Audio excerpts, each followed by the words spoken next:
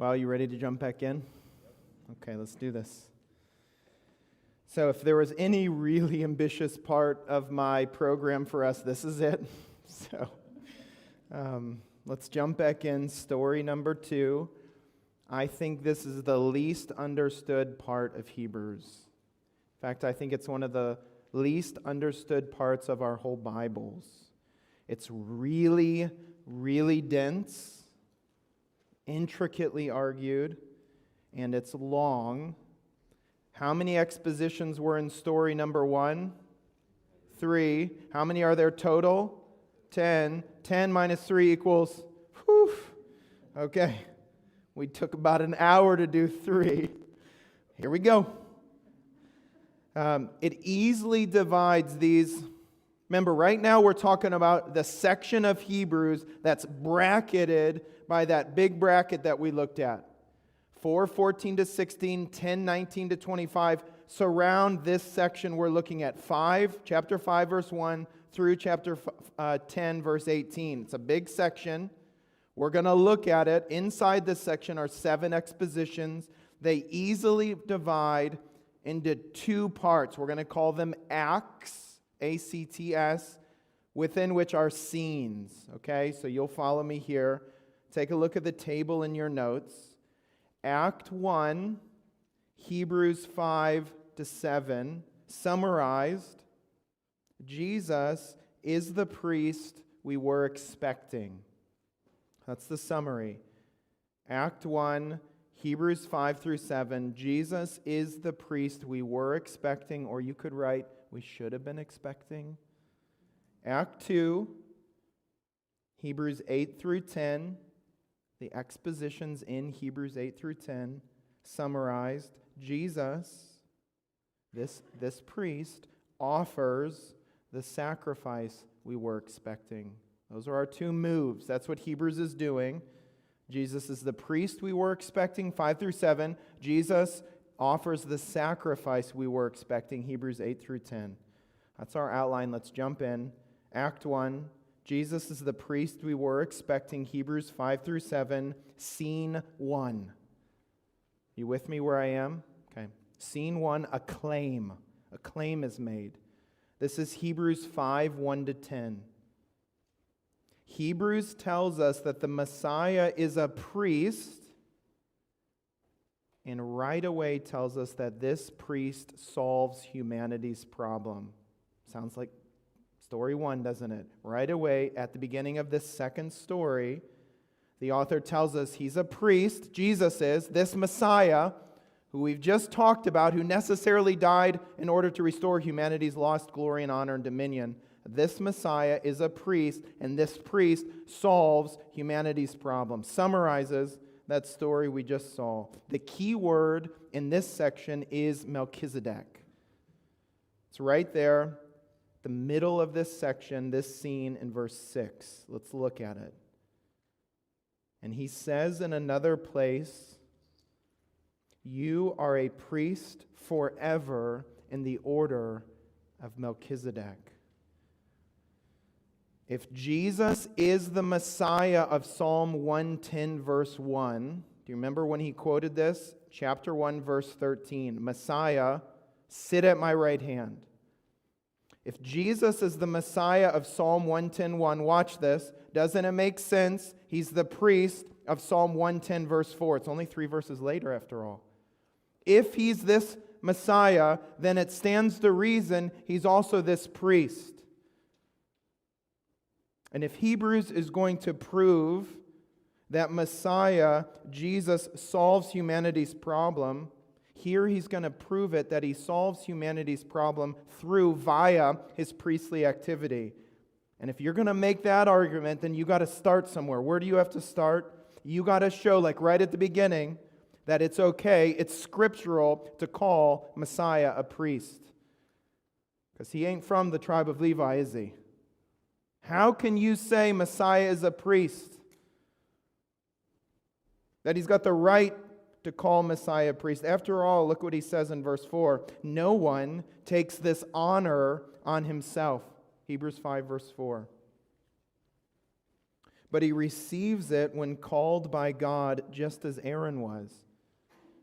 In the same way, Christ did not take on himself the glory of becoming a high priest, but God said to him, "You are my son, today I have become your father." Just as Aaron didn't appoint himself a priest, neither does Jesus. That's the point. God appointed him. It's okay for the author of Hebrews to talk about Jesus as the messianic priest because that's what God does in Psalm 110:1 and Psalm 110:4. And once more, Jesus' status is earned. He becomes something. And our salvation is achieved through Jesus' death. Look at how Hebrews puts it in 5:8-10. Son though he was, he learned obedience from what he suffered. And once made perfect, look at that word, he became, sounds like chapter 1, doesn't it? He became a source of eternal salvation for all who obey him, and was designated by God to be a high priest in the order of Melchizedek. Suffering first, death first, then perfection, which when we speak of perfection of Jesus, we're talking about his qualification. He had to qualify to become humanity's priest, to become the source of our eternal salvation. He had to qualify for that. He had to be perfected in order to be that. Or to say it in another way, this is Hebrews 5:10. Jesus' death qualifies him to be designated a high priest in the order of Melchizedek. Do you hear echoes of Hebrews' first story there? Jesus' suffering, his death, was the necessary prerequisite for his saving human beings. It's that same story of the first three expositions told all over again. All right, that's scene one. It's a claim. Jesus is a priest, and this priest provides eternal salvation. A priest who provides eternal salvation, where is that in the Bible?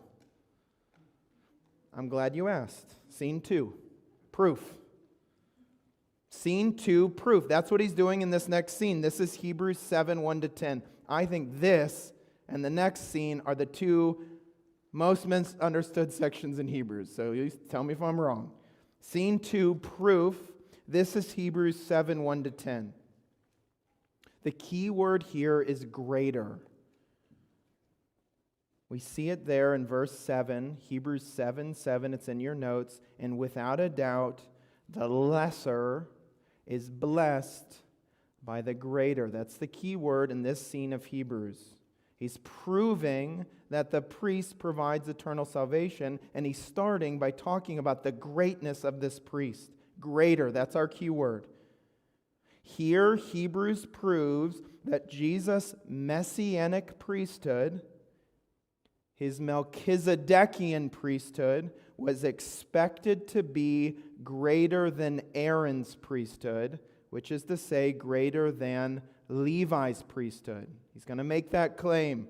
The Messianic Melchizedekian priesthood is greater than that other priesthood you know about. That's all over the Old Testament, which is Levi's priesthood. He does this in a really interesting way. He draws a line from Melchizedek's mention in Psalm 110, verse 4, and he goes all the way back to the only other place in the Old Testament where Melchizedek is mentioned. You know where this is? Genesis chapter 14. He's reflecting on Psalm 110, verse 4, and he says, let me show you what we learn about this Melchizedek figure from the only other place in the Bible that mentions him. In Genesis 14, you probably remember, anybody read through their Bibles every year, one-year Bibles? You probably read through this back in January. In Genesis 14, Melchizedek meets Abraham when Abraham returns from rescuing Lot. You remember this story? He'd been taken captive by kings in that region. And Abraham gathers his own men and goes and rescues Lot. That's how Hebrews sets the scene. Look at Hebrews 7, verse 1 in your notes. This Melchizedek was king of Salem and priest of God Most High. He met Abraham returning from the defeat of the kings and blessed him. So he meets Abraham and blesses him, and Abraham gives him a tenth, a tithe of the spoils that Abraham had won. Melchizedek blesses Abraham and says, "Thank you very much. I'll take that tithe." And Hebrews tells us that both of these actions show us that Melchizedek is greater than Abraham. Both should have led careful readers of Genesis 14 to anticipate the superiority of Melchizedek's priesthood. Let me explain. Remember, there's a certain glory associated with being a priest. Remember what he said in chapter 5, verse 5? Nobody takes this glory on themselves. Nobody takes this honor on themselves. You didn't take priesthood on yourself, this glory, this honor on yourself. God appoints you to it. Another way of talking about a priest's exalted status is simply to say that priests are above those they serve. In fact, this is how Hebrews says it in Hebrews 7, verse 5. Look at it in your notes. It's an exalted status to be a priest. There's a glory, an honor to it. Another way to talk about this exalted status is to say priests are above the people they serve. Now, the law requires the descendants of Levi who become priests to collect a tenth from the people. Notice, that is, from their fellow Israelites, even though they also are descended from Abraham. Do you see what he's saying? They get this privilege, don't they? Even though they're an Israelite like everybody else, they were nevertheless given the honor, the glory, the status of being a tithe collector. That's an honorable status. Not everybody gets it. You're distinguished from your fellow Israelites by that status. They had the right to collect tithes from their fellow citizens, but that's not all priests did. They also had the honor and the glory, the status of being blessing givers. Not everybody had that status. It wasn't your everyday Israelite who was told, hey, your job is to bless Israel. Notice Moses puts this like this in number 6. Right in your notes. The Lord said to Moses, tell Aaron and his sons. Who is this for? What the Lord is saying, it's for Aaron and his sons. This is how you are to bless the Israelites. Say to them, and then it gives that blessing that we all know. The Lord bless you and keep you and make his face shine upon you. My point is that privilege, that responsibility, it wasn't given to everybody. It was given only to priests. You get to collect tithes. You get to be a blessing giver. So it makes sense that Hebrews reads the story in Genesis 14 and concludes here in chapter 7. Look at verses 6 through 7. Talking about Melchizedek. This man, however, did not trace his descent from Levi, yet he collected a tenth from Abraham and blessed him. Blessed him who had the promises, and without a doubt the lesser, that is Abraham, is blessed by the greater, that is Melchizedek. Do you see what he's saying there? What Hebrews sees in this ancient story from Genesis 14 is nothing less than Melchizedek's anticipated superiority. He's greater. After all, Abraham treats him like a priest. Abraham treats him like a priest. He's a priest, Melchizedek is, and therefore he's greater than Abraham. And you say, so what? So he's greater than Abraham. How does that help? Don't miss how this scene ends. Look at verses 9 and 10. What an incredible exegetical move. One might even say that Levi, who collects the tenth, has the privilege of being a priest, paid the 10th through Abraham. Because when Melchizedek met Abraham, Levi was still in the body of his ancestor. Come on, that's brilliant argumentation. Hebrews tells us that when Abraham recognized Melchizedek's greatness, so too did Levi, because Levi was in Abraham. Abraham was wearing Levi's. That's pretty good, isn't it? You can use that. All right. I had to say it. It was in my notes, all right? That's a dad joke. Levi was in Abraham. Hebrews proves Jesus' greatness, this messianic Melchizedekian priest's greatness from the Bible. Don't miss that. He's like, it's in Genesis 14. It was there for you. Look how Abraham treats Melchizedek, and who's in Abraham if it's not Levi? All right, scene one was a claim. Melchizedek is a priest, a Melchizedekian priest. Messiah is a priest, a Melchizedekian priest, and as such, he provides eternal salvation. That's scene one. Scene two, proof. Melchizedek, a Melchizedekian priest, is greater than Levi, than a Levitical priest. No surprise there. After all, Genesis 14 tells us this already. All right, that's Hebrews 7, 1-10. Now, scene 3, the last one in Act 1. The last one in Hebrews 5-7. Scene 3, Hebrews 7, 11-28. The key word in this scene is forever. Forever. I wish we had time to just mark how many times in this section he says forever. So you notice what he says there in Hebrews 7:17. For it is declared, you are a priest forever in the order of Melchizedek. Once more, right out of the Bible, Hebrews tells us that Jesus' priesthood, his messianic Melchizedekian priesthood, is a forever priesthood, and this changes everything. After all, you don't say Psalm 110:4, you're a priest forever according to the order of Melchizedek. You don't say that. You don't talk about, announce a new priesthood when you've already got one. Why would you talk about another one? You've got one already. What are you doing talking about another one? Unless, that is, there's something wrong with the one you've got. You don't talk, you don't announce, you don't promise another priesthood when you've already got one unless there's something wrong, fundamentally wrong with the one you have. Notice how Hebrews puts this in Hebrews 7:11b. Why was there still need for another priest to come, one in the order of Melchizedek and not in the order of Aaron? That's a great question, isn't it? Why would you say Psalm 110 verse 4 when you've got Levi? And it's a question the audience should have been asking every time they read Psalm 110. With its announcement of a new priesthood, they should have wondered, why is that there?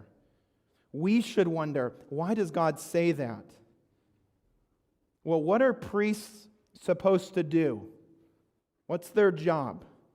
We've looked at a little bit of their job description already. They bless and they take tithes.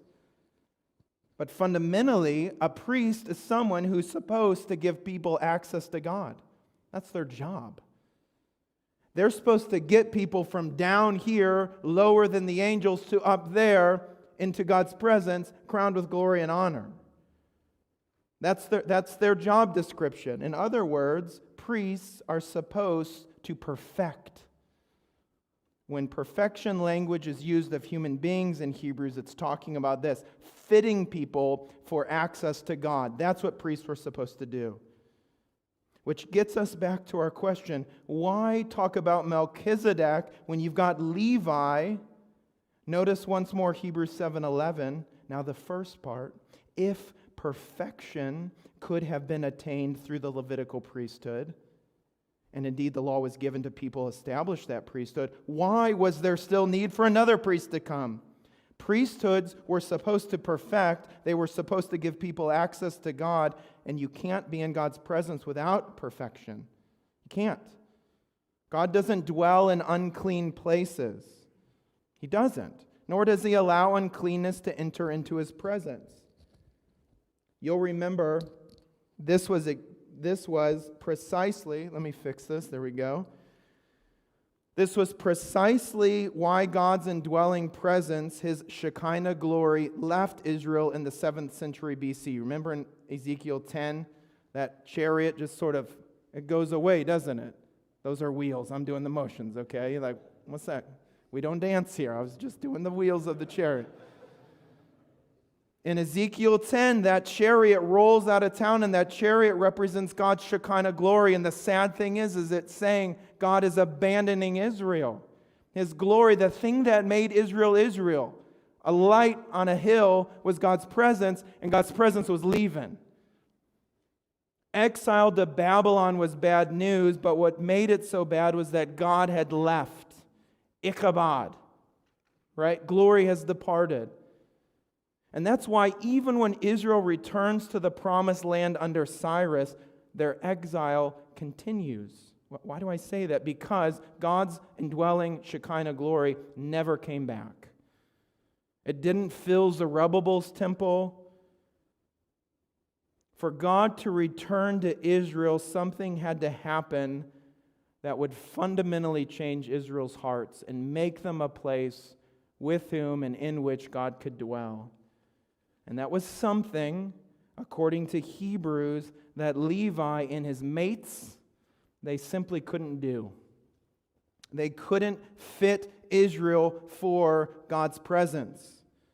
They couldn't perfect Israel. And that's why God says what He says in Psalm 110, verse 4. That is why God promised a new priesthood. Well, how do we know Melchizedek's priesthood can perfect? That it can provide eternal salvation? That Hebrews tells us it provides? The answer is in that one word, forever. Again, Hebrews 7:17. For it is declared, you are a priest forever in the order of Melchizedek. If you only replace a priesthood because it can't perfect, what does it mean when God says Melchizedek's is forever? Do you see? If you only replace a priesthood because it can't get the job done, what does it mean when God says your priesthood will be forever? It means it won't be replaced, which means it will perfect. It's a brilliant stroke of logic. He said it's forever, which means it won't be replaced, which means it can perfect. A brilliant stroke of logic, and it's found, according to our author, already in his audience's Bible. It was right there. You could have read it for yourself. Psalm 110, verse 4. So, scene 1 was a claim. Messiah is a priest who, after suffering, provides eternal salvation. Scene 2 was a proof from Genesis 14 that Messiah's priesthood, Melchizedek's priesthood, is superior to Levi's. Scene 3 was more proof. Messiah's priesthood is greater precisely because Messiah's priesthood perfects. After all, it's a forever priesthood. And all this is already found in the Bible. All right. Messiah is indeed a priest who provides eternal salvation, who perfects. But how? That's what we want to know. Who says that Messiah had to perfect through His death? We get it. He will perfect. Why does it have to be that way?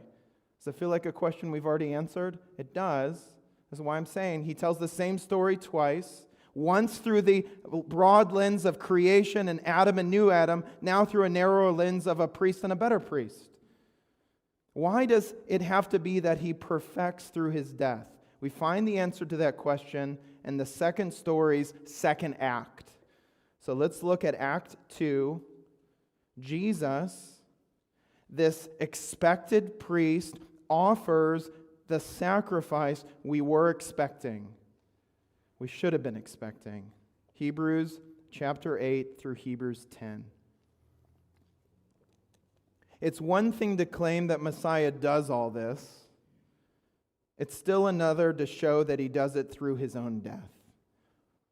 It's one thing to claim, yes, he does. He provides eternal salvation. It's wholly another to say he does it through his own death. This is precisely what Hebrews does here in our second story, Act 2.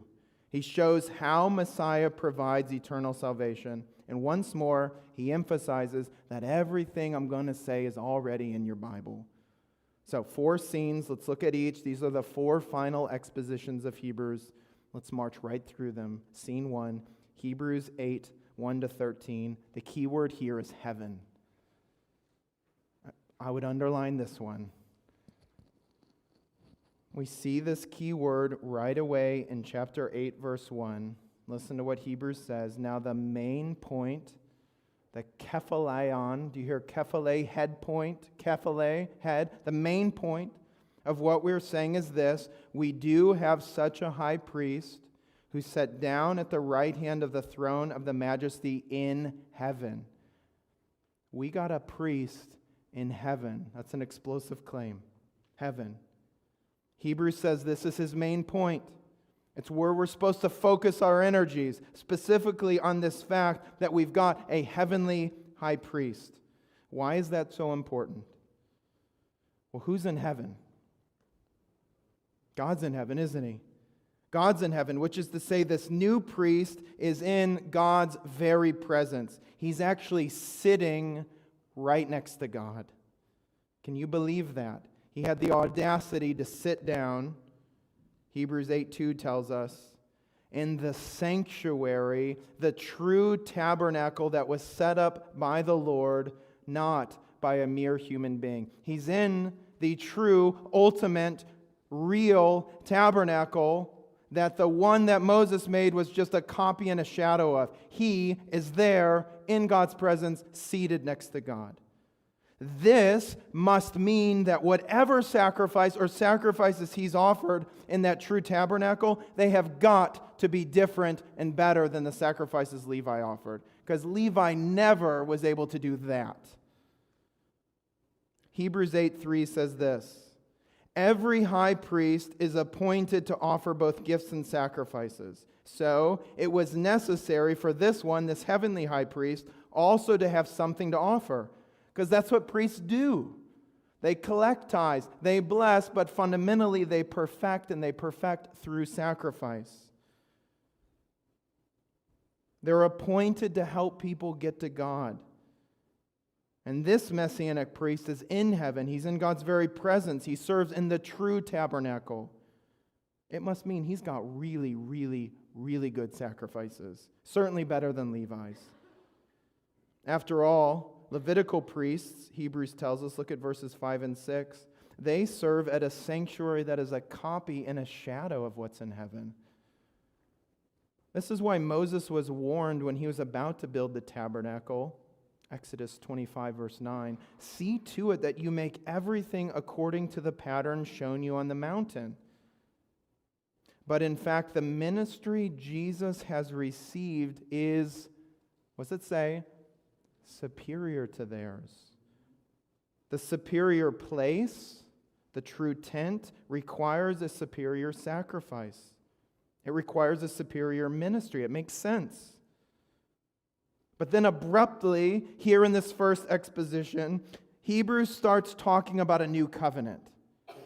He just starts talking about a new covenant and reminding us from Jeremiah 31 that the new covenant's promises would be realized, fulfilled, only after full and final forgiveness had been secured. He talks about a priest in heaven at God's right hand, and therefore probably having better sacrifices. Then abruptly, he turns right in the middle of our exposition, and he says, remember those awesome promises that Jeremiah made? Those are astounding promises, and they'll be participated in, fulfilled only when full and final forgiveness has been made. Look how Hebrews says it in verse 12. This is why Jeremiah's promise of a new covenant ends with this ground, this logic. I will do all these wonderful things for you, verse 12, this is Jeremiah 31:34, for I will forgive their wickedness and will remember their sins no more. The point is, God would redeem Israel. He would once more be Israel's God and call them His people only after dealing with their sins. And with that, the scene ends, and we're wondering, how does His heavenly priesthood and this talk of a new covenant with its basis of full forgiveness, how do those relate? He doesn't tell us. He just sort of tantalizingly presents them both to us and then moves on. Hebrews doesn't yet say, but we wonder if this new covenant might not itself anticipate better sacrifices. After all, Levi's sacrifices could never make God forget sins, could it? No, never. But how Jesus' heavenly status relates to this, we're not told. For that, we'll have to wait for scene 3. But first, scene 2, and I can be quick here. I promise. It's not just preacher talk. We'll be fast. You're like, that was an hour ago. I don't believe you. Scene 2. It too is a proof that Messiah's sacrifice was anticipated in the Bible. Scene 2, also a proof. And the key word for this scene is only. Look at Hebrews 9, 6, and 7. When everything had been arranged like this, the priests entered regularly into the outer room to carry on their ministry. But only, did you catch that? Only the high priest entered the inner room, the holiest place. And that only once a year, and never without blood, or we could say, and only with a sacrifice, which he offered for himself and for the sins of the people, the sins the people had committed in ignorance. So our key word here is only. After just describing the shadow tabernacle, remember that's where the Levitical priests worked in. That was their headquarters. That was a tabernacle that was a shadow of the true one where this Messianic high priest is. After introducing this idea of the shadow tabernacle, Hebrews tells us about its most important use. The most important use of the shadow tabernacle was the Day of Atonement. It's the day found at the zenith of the Pentateuch. Follow me on this. The highest and most holy day in Israel's calendar was the Day of Atonement. And I'm telling you that the entire Pentateuch has its theological, geographical center in Leviticus 16 and 17. What do I mean? If the Pentateuch, Genesis through Deuteronomy, is a mountain, then Leviticus 16 and 17, which is at the dead center of the Pentateuch, is the peak, the summit of that mountain. And the Pentateuch is mountain-shaped because a mountain dominates the story of the Pentateuch. What mountain is that? Sinai. Israel is there from Exodus 19 all the way through Numbers 10. That's a lot of the Pentateuch, isn't it? That mountain, its specter, its shadow is cast onto most of the Pentateuch. The Pentateuch story is told, we might say, under the shadow of Mount Sinai. Israel can't get to the promised land without first doing what? Summiting that mountain, crossing that mountain, theologically and topographically.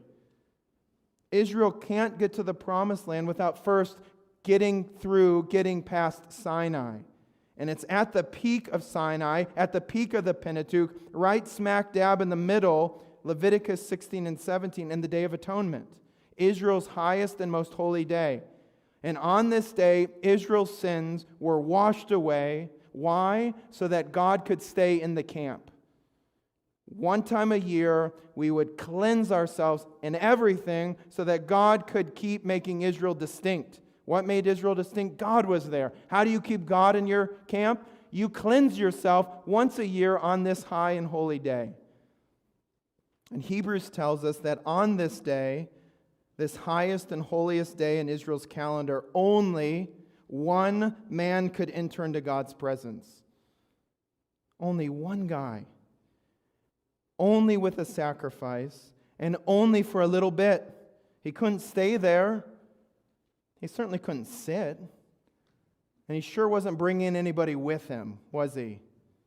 One guy, never without a sacrifice, always alone, only one day a year. And the point Hebrews tells us, or rather the Holy Spirit tells us, look at Hebrews 9, 8 through 10 in your notes. The Holy Spirit was showing by this limitation, was showing by this, that the way into the most holy place had not yet been disclosed as long as the first tabernacle was still functioning. This is an illustration for the present time, indicating, what was it telling us? What was this limit making us pay attention to? It was this, that the gifts and sacrifices that were offered were not able to clear the consciences of the worshiper. That limitation, every day declared on the Day of Atonement, said something very specific. It said those sacrifices can't get you into God's presence. How do we know that? Because only one guy can go, only on one day, only with a sacrifice, and only for a little while. That doesn't sound like access to God to me, does it to you? It doesn't. Access to God, access above the angels and into glory wasn't yet possible because perfection wasn't yet available. They couldn't be totally clean. You don't get into God's presence until you're perfect, and these sacrifices, they weren't able to cut it. The limited access of the high priest on this one day in Israel's calendar, it made this point year after year after year. You see, don't you? Every year you were reminded, if you had ears to hear, that something needed to be done, and it wasn't being done. That's scene 2. Now scene 3. The theological center of this second act. One of the densest, most beautiful, intricately argued sections in all of Hebrews. In my dissertation, I feel like I was here for a year. Okay, maybe not that long, but maybe longer actually. So this is scene 3, Hebrews 9, 11 to 28. Hebrews returns to Messiah's heavenly location, heavenly status from scene 1, and shows us how it relates to Jeremiah's new covenant. How does Jesus' location in heaven prove that we should have expected a superior sacrifice? He's going to return to that and he's going to answer it. This is scene 3. The key word here is blood. And it's everywhere. This is a bloody section. Look at 9:20 for one example. He said, "This is the blood of the covenant which God has commanded you to keep." Blood, that's our key word. Hebrews' argument goes like this. When Moses inaugurated the first covenant, you know what I mean by that? When he put it into effect, when that first covenant in Exodus was given to Moses and he operationalized it, sacrifices were necessary right at the beginning. Why? Blood was necessary. Look what he says, Hebrews 9, 19 to 21. When Moses had proclaimed every command of the law to the people, when he'd read through that first covenant, he took the blood of calves together with water, scarlet wool, and branches of hyssop, and he sprinkled the scroll, and he sprinkled the people, and he said while sprinkling, "This is the blood of the covenant which God has commanded you to keep." And in the same way, he sprinkled with blood both the tabernacle, don't miss that, and everything used in its ceremonies. He's sprinkling blood everywhere. This is the blood of the covenant. Why? Verse 22. Because the law requires that nearly everything be cleansed with blood. Because, this is quoting Leviticus 17:11, without the shedding of blood, there's no forgiveness. It's blood that makes atonement for one's life. That's Leviticus 17:11. Blood cleanses. It's a detergent. And without the shedding of blood, there's no forgiveness. You can't scrub away sin without blood. And covenants, like the one God made with Moses, and like the one he promised in Jeremiah, they require forgiveness if sinful people are to enjoy their benefits. Do you see? I've got an agreement I want to make with you, God says. I'm going to be your God. You're going to be my people. I'm going to write my law in your heart. Those are stupendous promises. How does a sinful person enjoy God being their God and they being his people? You can't enjoy that without first being forgiven. He can't come to you and you come to him if you're dirty and unclean. Forgiveness is necessary, and you get forgiveness via blood. If sinful people are to enjoy God's goodness, God's presence, then something has to be done about sin. So Hebrews 9:18 says, this is why even the first covenant was not put into effect without blood. The benefits, we can skip over 19 through 21 again. The benefits of Moses' covenant required blood. The benefits of that Mosaic covenant required blood, forgiveness, if they were to be experienced by Israel. And here's the point. How much more Jeremiah's? Do you see? If the Mosaic covenant had stupendous promises which could only be enjoyed once the people with whom those promises were made were cleansed, what do you do with a covenant like Jeremiah's, whose promises Hebrews has already told us are so much better? It's here where Hebrews makes this final connection. It's one we've been waiting for, the connection between where Jesus is and Jeremiah's promise of a new covenant. Look at verse 23 in your notes. It was necessary then for the copies of the heavenly things to be purified with these sacrifices. He's talking about Moses' tent, Moses' scroll, the accoutrements in the tabernacle. It was necessary for the copies. We just read this. It was right from Exodus 24. He sprinkled blood everywhere. The author says that was necessary because these copies of heavenly things needed to be purified with these sacrifices, but the heavenly things themselves with better sacrifices than these. If the things, the accoutrements, everything associated with that first covenant were enjoyed and cleansed with blood, how much more the things associated with the new covenant? Everything associated with the new covenant must be cleansed, purified, atoned for, if that covenant's promises are to be enjoyed by sinful people. And in a stroke of exegetical insight, Hebrews says that is why Messiah's location matters. That's how Messiah's location relates to the new covenant. If Messiah mediates a covenant for sinful people, then everything associated with that covenant needs to be purified, atoned for, cleansed, sprinkled with blood. So if Messiah is a heavenly priest, as Psalm 110:1 and 110:4 claim, then of course he'll offer better sacrifices. After all, he's got to inaugurate the heavenly sacred space, the true tent, doesn't he? He's in heaven. Psalm 110:1 puts him there. And if he's in heaven, he's in that true tabernacle. And if the copy of the tabernacle needed to be cleansed with blood when it was inaugurated, so too must the heavenly one. And in that stroke of insight, the author says, from his heavenly position, I'll prove to you that better sacrifices were needed. How did he get there? How did he inaugurate that true tabernacle associated with Jeremiah's new covenant without blood? All right, that's scene 3. Now finally, the last thing. We'll be done. There will be time for lunch, I promise. Remember, we don't live by lunch alone. Amen. Yeah. Said every preacher at 1:30 on Sundays. We don't live by Packers alone.